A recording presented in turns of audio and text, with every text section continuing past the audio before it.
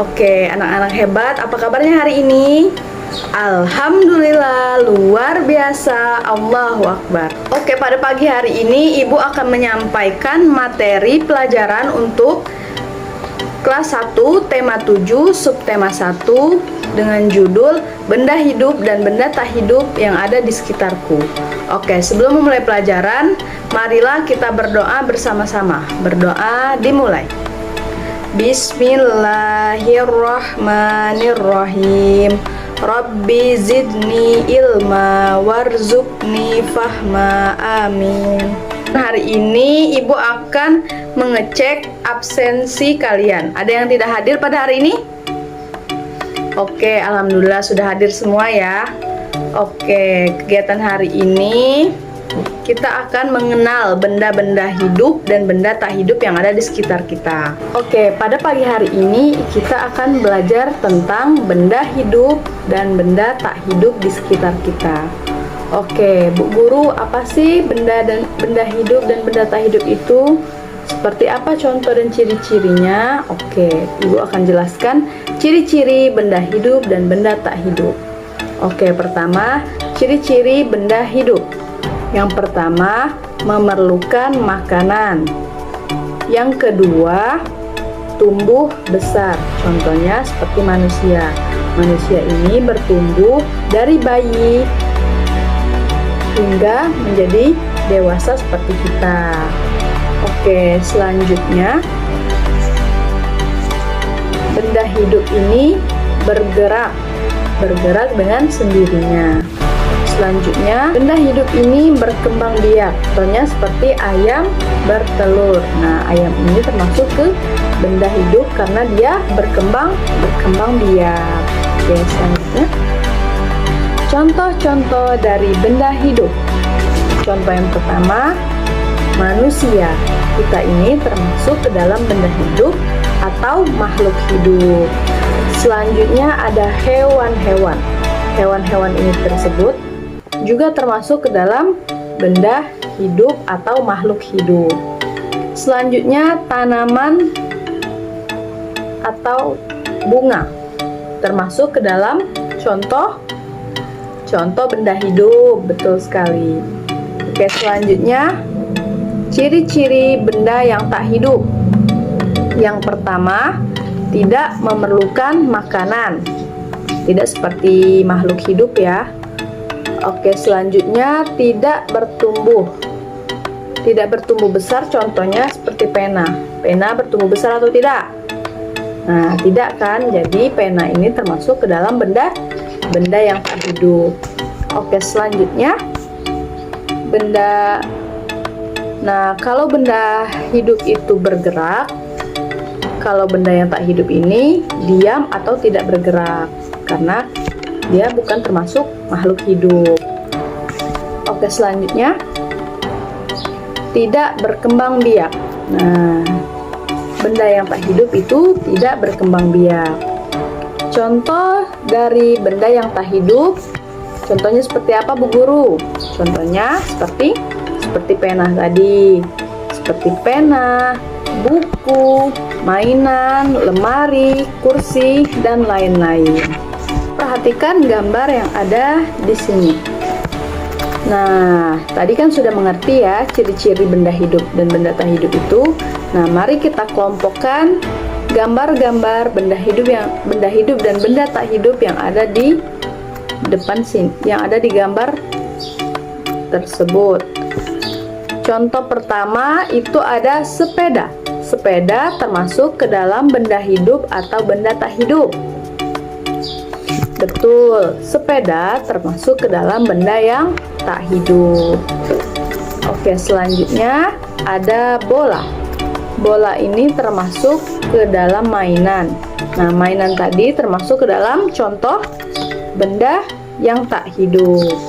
Oke, selanjutnya ada kupu-kupu.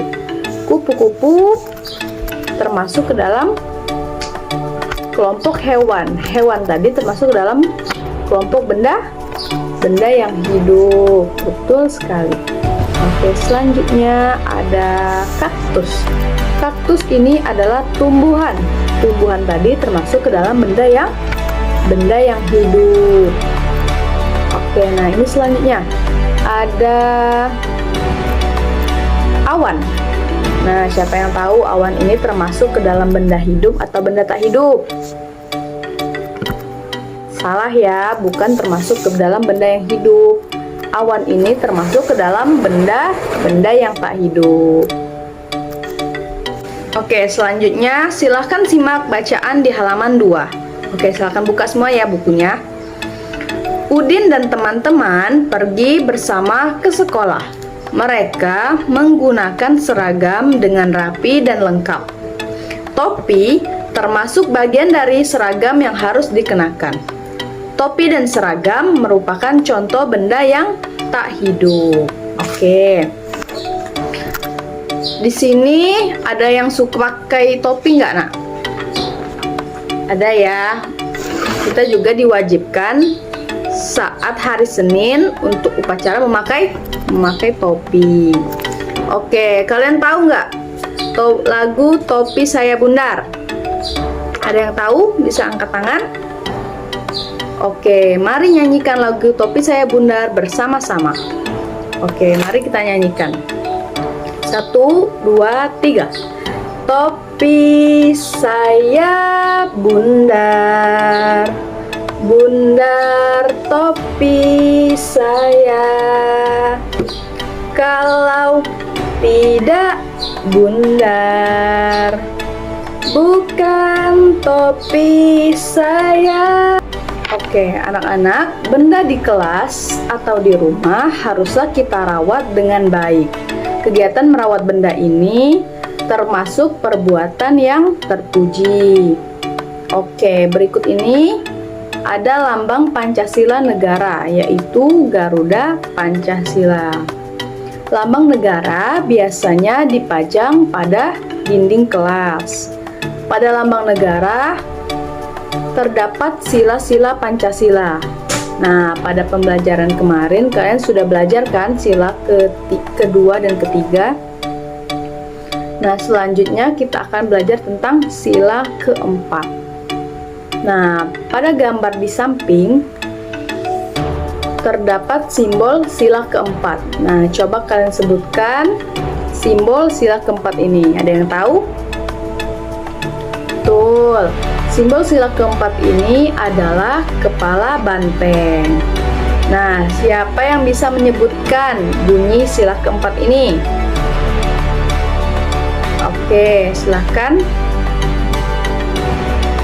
Betul, bunyinya kerakyatan yang dipimpin oleh hikmat kebijaksanaan dalam permusyawaratan perwakilan.